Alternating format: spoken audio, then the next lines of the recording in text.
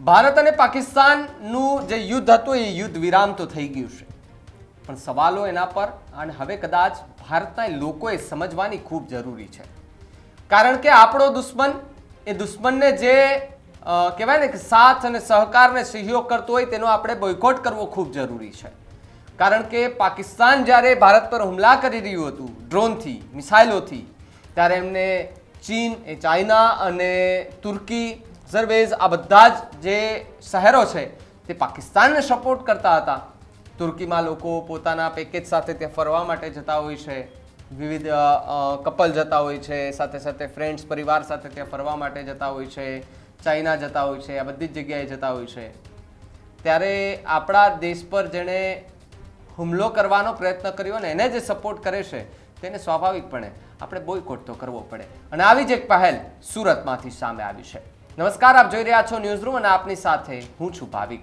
પહેલાં તો તમે અમારી ચેનલને સબસ્ક્રાઇબ ન કરી હોય તો મારી ચેનલને સબસ્ક્રાઇબ કરો, બેલ આઇકનને દબાવો જેથી કરીને પડે પડના સચોટ સમાચાર તમને તમારા મોબાઈલ પર તરત જ મળી રહે.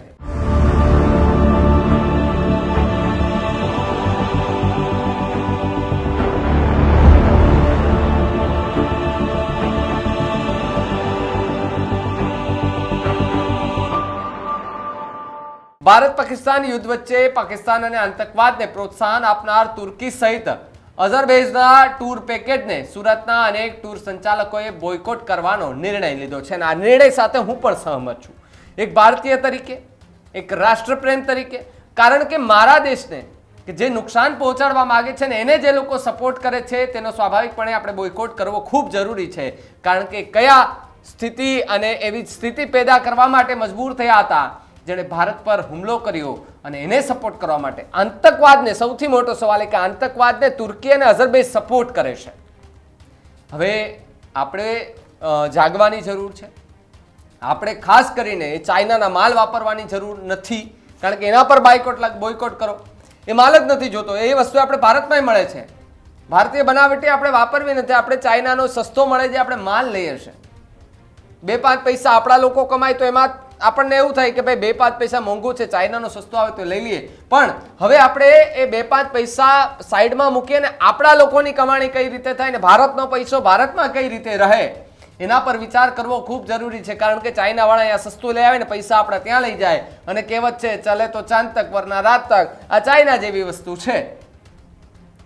ભારતની ઉપર જે હુમલો કરવામાં આવ્યો અને ભારત અને પાકિસ્તાન વચ્ચેની જે તણાવની સ્થિતિ હતી તેને લઈને હવે travel agent association of Indian દ્વારા તુર્કી અને અઝરબૈજાનના બંને દેશોને બોયકોટ કરવામાં આવ્યા છે.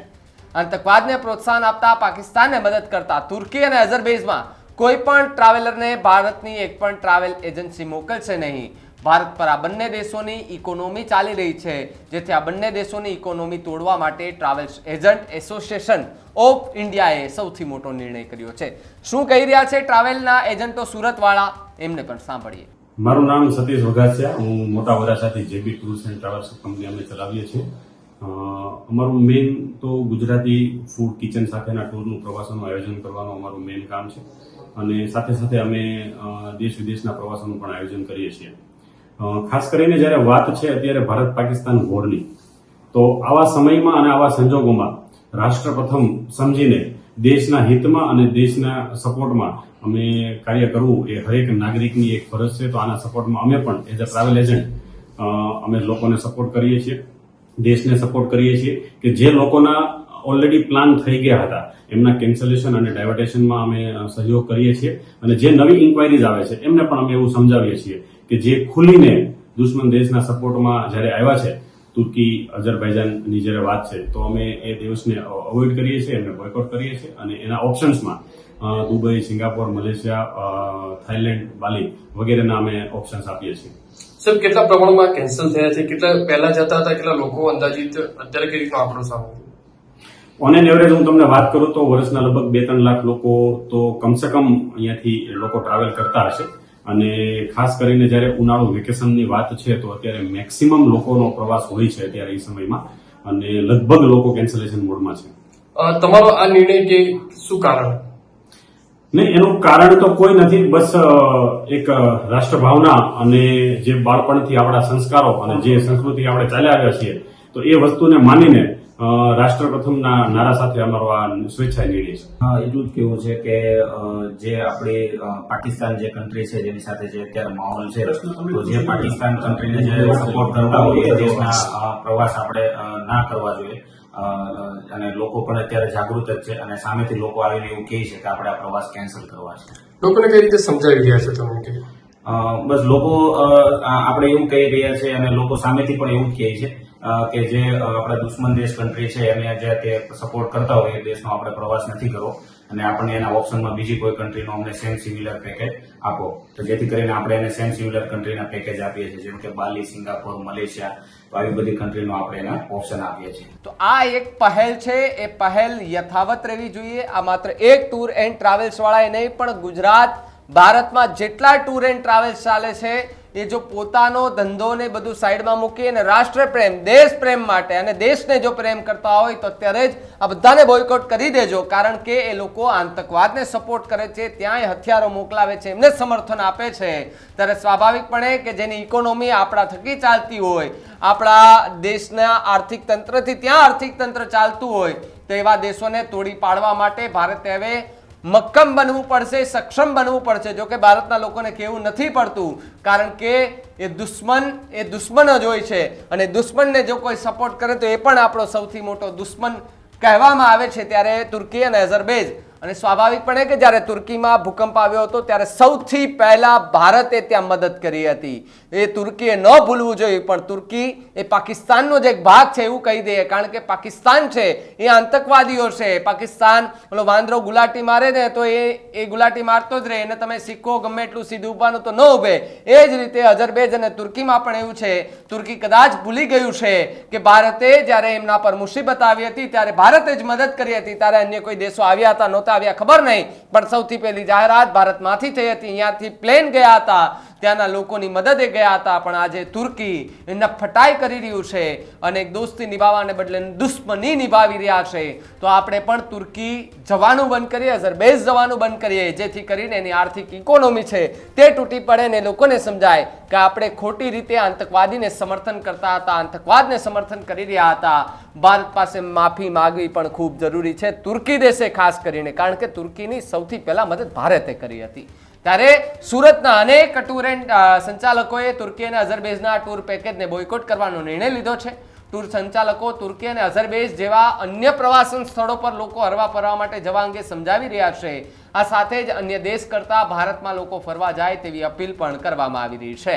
ત્યારે તમે જેને સાંભળ્યા એ ટૂર એન્ડ ટ્રાવેલ્સના લોકો હતા, એમણે પણ લોકોને સમજાવટ કરી છે. એને સામેથી કીધું છે કે જ્યારે ભારત અને પાકિસ્તાન વચ્ચેની જે સ્થિતિ ખૂબ વસણી ગઈ હતી, ત્યારબાદ લોકો સામેથી આવીને કહી રહ્યા હતા કે મારે અઝરબૈજાન અને તુર્કીની જે ટિકિટો છે તે રદ કરી દો, હવે અમારે ક્યાંય નથી જવું, અમે ભારતમાં ફરી લેશું. ત્યારે ભારત સામેની લડાઈમાં પાકિસ્તાનને ટેકો આપવા અને શસ્ત્રો પૂરા પાડવા બદલ તુર્કી સામે દેશભરમાં ગુસ્સો છે.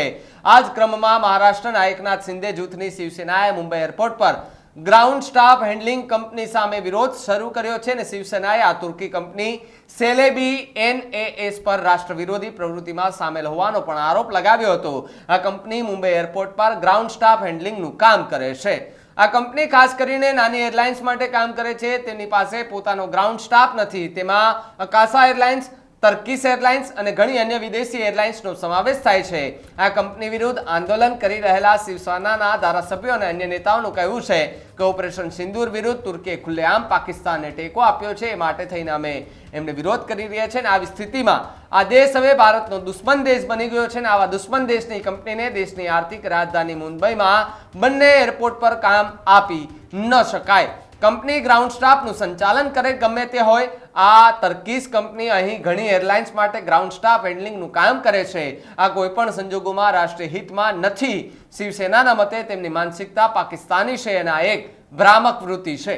આ કંપની ભવિષ્યમાં ગમે ત્યારે મુંબઈ એરપોર્ટ પર મોટી ઘટનાને અંજામ આપી શકે છે. આ દલીલો સાથે શિવસેનાએ કંપનીના કોન્ટ્રાક્ટ રદ કરીને તેને ભારતીય કંપનીને આપવાની માંગ કરી છે. શિવસેનાના નેતાઓ બપોરે 12 વાગ્યાથી મુંબઈના છત્રપતિ શિવાજી મહારાજ આંતરરાષ્ટ્રીય એરપોર્ટ ટર્મિનલ 1 પર વિરોધ પ્રદર્શન સતત કરી રહ્યા છે. ત્યારે સ્વાભાવિકપણે ન્યૂઝ રૂમ આપને અપીલ કરે છે, હું અપીલ કરું છું કે તુર્કી અને એ ચાઇના, અઝરબૈજાનના એ પ્રવાસો ટાળીએ. કારણ કે આપણી ઇકોનોમીથી ત્યાંનું આર્થિક તંત્ર ચાલે છે. આપણે ફરવાનું ટાળી દેશું તો એ માય કાંગલા બની જશે, કંગાલ થઈ જશે. ત્યારે પાકિસ્તાન એની મદદ નહીં આવે, કારણ કે પાકિસ્તાન પોતે લોન લઈ અને પોતાનું પાકિસ્તાન ચલાવે છે. આખી વાતને તમે કેવી રીતે જુઓ છો કમેન્ટ કરીને ખાસ જણાવજો. જોતા રહેજો ન્યૂઝ રૂમ. નમસ્કાર.